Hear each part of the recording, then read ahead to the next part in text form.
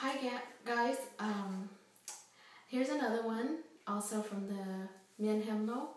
This one's from 169 Green. This is a great one as well. It asks us the question of what life is worth if we are without Christ. This song has a sad feel to it, so again I'm going to be doing my version. Hope you guys like it. Say câu mây